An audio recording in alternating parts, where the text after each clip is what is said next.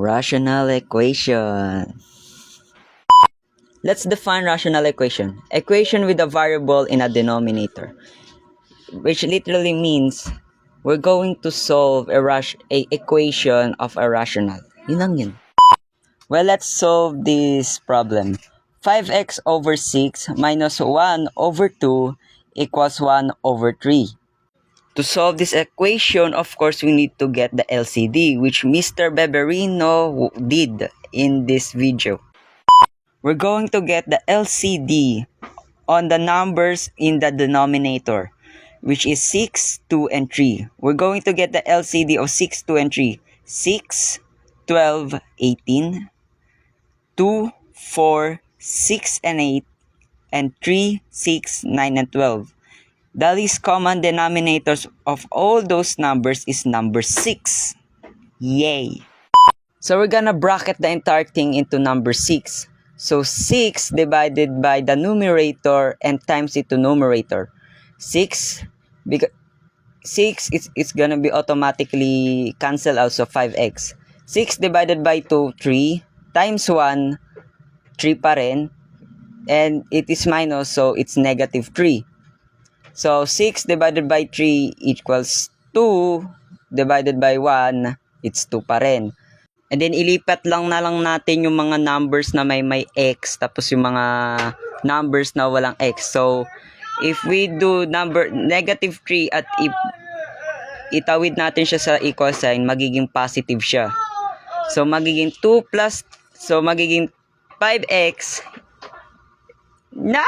Bakit ganyan? Equals 5. 2 plus 3 equals 5. Tapos divided both sides by 5 equals, so x natin ay number 1. Yay! Number 2. Now, iba ang gagawin nating solving rito, which is parehas rin sa LCD, but our denominator is x minus 2 and x minus 5. We can find the total in the LCD, so we're going to put the LCD is x minus 2, x minus 5. And like before, like bracket the entire thing with x minus 2 and x minus 5. And basically, that's it. You know what I mean? But this time, we use cross multiply method. X minus 2 times 2, which is you're going to see on the left, and x minus 5 times 5, which you're going to see to the right. 2 times x equals 2x. 2 times negative 2, negative 4. 5 times x equals 5x, and 5 times negative 5 equals negative 25. And of course, ipagsama yung mga may x at walang x na number and we'll solve it. Negative 4 plus 25, which is 23.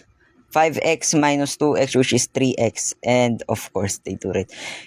Divide both sides by 3 and we're going to see, and we're going to get our x is number 7. Okay, but nandito agad tayo. Okay. The rational equation that we're going to solve in number 3 is x minus 3 over x minus 5 plus 1 over x plus 5 equals 1 over x minus 5. Katulad nung nangyari sa number 2, we're going to get all the LCD like in that order.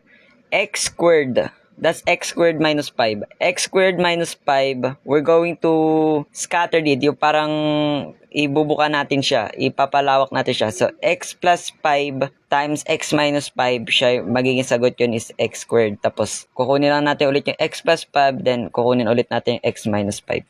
And technically, our LCD is x plus 5 and x minus 5. Now, like the all other equation that we solve, let's all bracket that into our LCD, which x plus 5, x minus 5, and cancel out lahat ng magkakaparehas. And once we cancel everything, we're going to get x minus 3 plus x minus 5 equals x plus 5. And of course, once we get it, we solve x minus 3 plus x minus 5, which is 2x minus 8 equals x plus 5. Tapos pagtapos nun, ipagsama na lahat ng may x sa walang x, then solve. Which is magiging sagot natin dyan is 5 plus 8 it equals of 13, and 2x minus x is which is x lang. So our number 4 is gonna be easy because we're done it on our number 2. Our rational equation number 4 is 2 over x plus 1 equals 4 over x minus 3. We're gonna cross multiply it, which is x plus 1 times 4 and x minus 3 times 2. Now, 2 times x equals 2x. 2 times negative 3, negative 6. Now, on the other hand, 4 times x, 4x, and then 4 times 1, which is 4.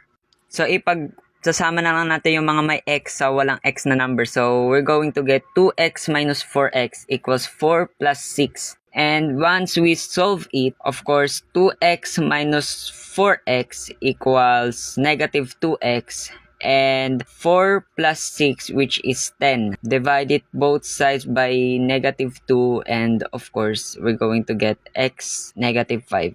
Well, so far, it's getting tiring, huh? And now there's me. Yay! Look at me. Now that's a big LCD. Now we're going to talk about the rational equation on number 5, which is 5 over x minus 1 over 2x equals 9 over x squared.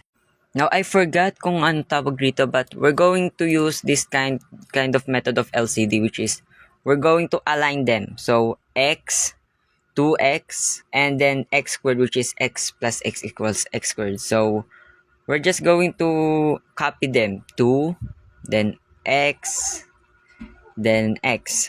Now our LCD today, and our LCD is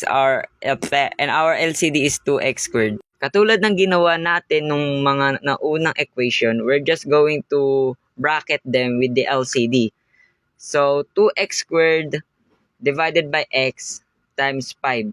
Now we're just going to eliminate the x. Again, that's 2x squared. So we're just gonna have 2x. 2x times 5. On the next one, 2x squared, we need to eliminate the 2x. Again, that's 2x squared. So we're gonna only have x. X times 1, which is x. And now the last one is x squared. We're just going to eliminate the x squared. So we're gonna have 9 times 2. And after all of those chaos, we're going to solve the problem. 2x times 5, which is 10x. X times 1, which is negative x. And 9 times 2, which is 18. Now, 10x minus x, which is 9x. And we're just gonna do is divide it both side by 9x. So 9x divided by 9, which is x, and 18 divided by 9, which is 2. Yay! Yon, tapos na din. Syempre din natin sasama yung outro kasi copyrighted yan eh. Yung kanta na Come inside.